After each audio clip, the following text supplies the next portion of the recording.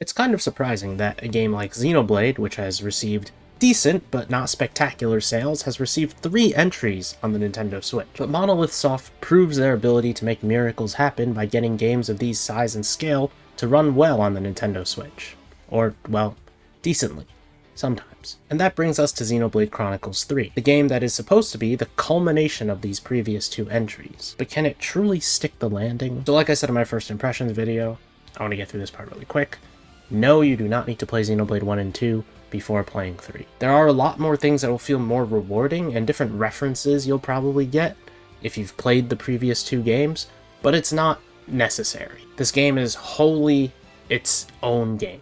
Xenoblade 3 takes teaching you very, very seriously. Unlike Xenoblade 2, which just told you how to do things, Xeno 3 takes a little bit of a different approach. They tell you how to do something, and then they have you try it out. While the number of tutorials is still daunting and sometimes slows the pace of the game, this allows new players to fully understand new systems. It's a notable improvement from 2's system of just text. And while this is overall a net gain, I'd say it's also not perfect. No, Monoliftsoft, I do not need a step-by-step tutorial telling me how to change all my party members' classes. You taught me how to do one character, I'm sure I can handle the rest without you continuously stalling my gameplay. Really, for any tutorial interaction, it bogs down the speed of the game. They have a pop-up that pauses all interaction with the game, and then you do the action. And this keeps happening as you progress through the game, so it can be a little bit of a pace slower. You would probably never guess from watching it, but this game actually has a decent amount of strategy put into it. Fighting weaker enemies feels like...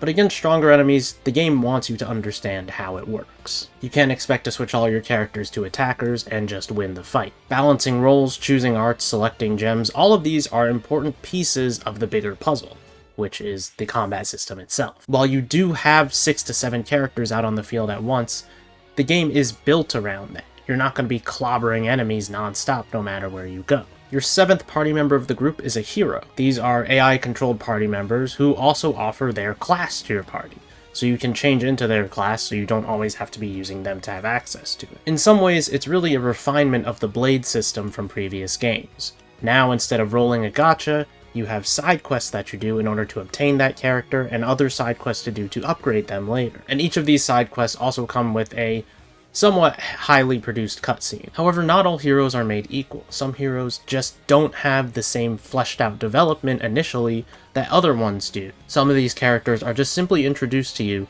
and then suddenly they're part of your team because you helped them with one thing. One common criticism I heard about Xenoblade 2 is that it was too anime. Back when the game came out, I couldn't really comprehend what people meant by that, but as time went on, I kind of began to understand what they were saying.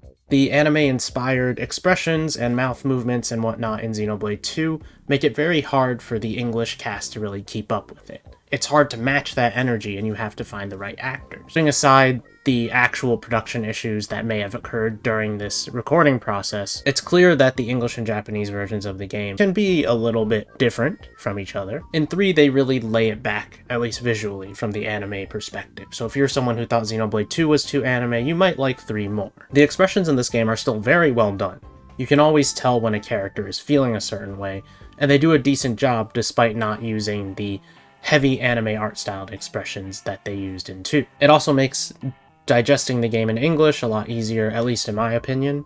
I don't think that was the intention they went for, however, it does have that effect. Of course, it's not completely absolved of anime storytelling. There are still moments where characters will still have long monologues in front of enemies, and they just won't get attacked for some reason, and vice versa. There are still some awkward pauses and awkward anime grunts in conversation, but that just comes with the territory, I think. There are also some lines that aren't spaced out properly, so sometimes they just play unnaturally fast.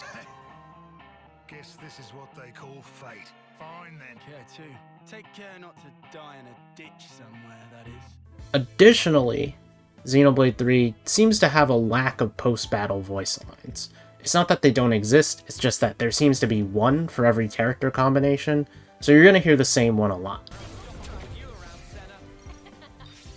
The girl with the girl. Music always plays a heavy role in video games, and Xenoblade is no different. Of course, the tracks in this game are certainly excellent, although I do think a lot of the overworld tracks don't stand out to me as much as previous games do. If the music is bad or doesn't match, the scene kind of loses its purpose or its feeling and emotion, but if music is too loud, then it overshadows everything else happening in the scene. And while for the most part Xenoblade does well on balancing this, there are some issues where the characters' voices are much lower than the music being played.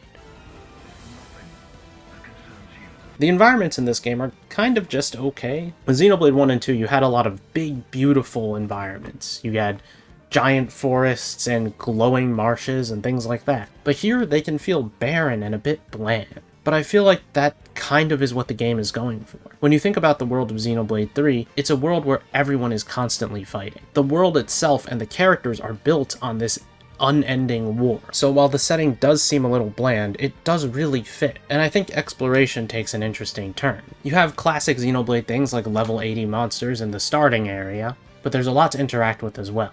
You can send off husks, find treasure, and grab collectibles on the ground. Some heroes will teach you traversal skills that you can use as well. I do still wish there was a run button, though.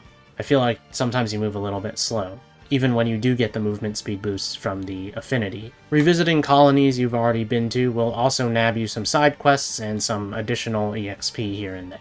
So the game really encourages you to explore. Thanks for watching this far, and I really appreciate it if you made it this far. If you enjoyed, please leave a like on the video, and subscribe to the channel for more JRPG related content. I'll be covering games such as Soul Hackers 2 in the future, so if you're interested, you should subscribe, so then you can see when my videos go live again. But now we're going to get into the plot a little bit.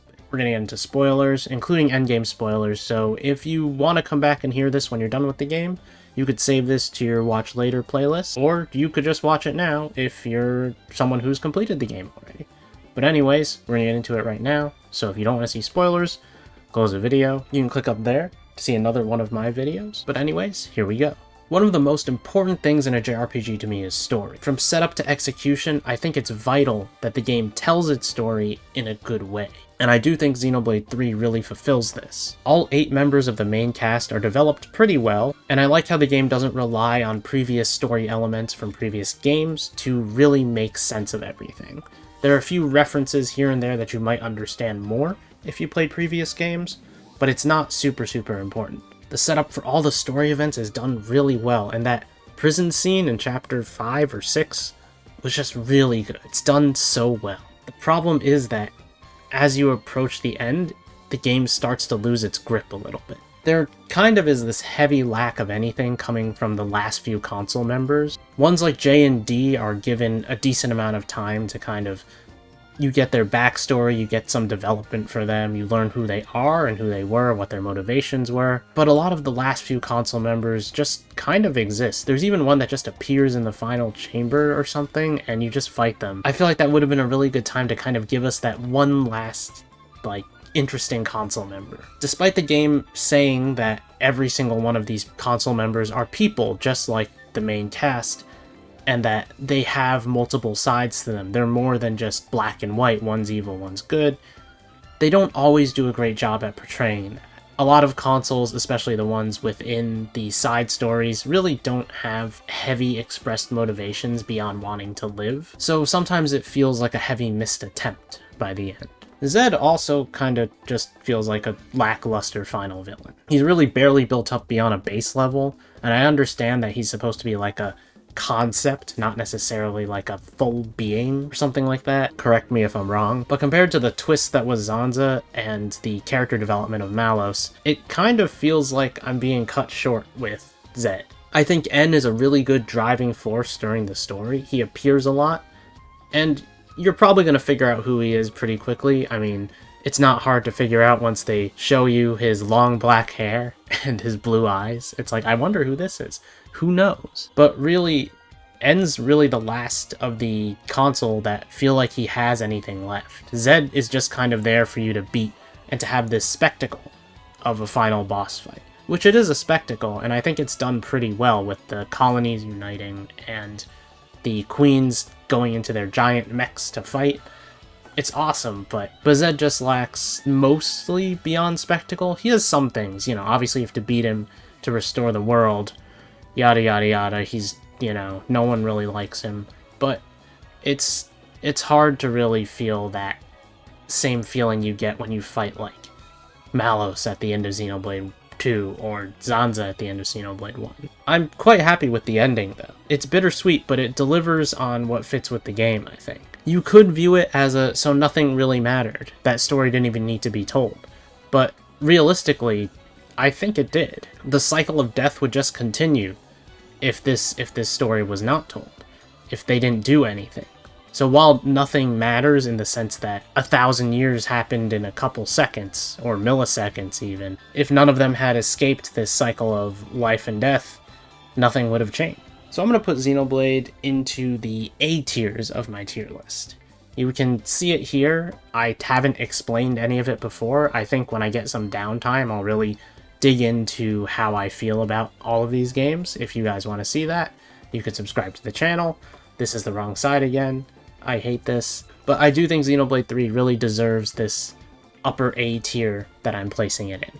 It's really a fantastic game, and it does have flaws, as most games do. No game is perfect. But I felt like they never really hindered the experience that much. But anyways, thank you for watching, and I appreciate your time. Subscribe to the channel for more, like the video if you enjoyed it, discuss anything you want in the comments down below, but also be mindful of spoilers for other people. If you're gonna put a spoiler, do the thing where you have to click a read more and make sure you label it as a spoiler at the top. Thanks for watching, and I'll see you guys next time. Bye!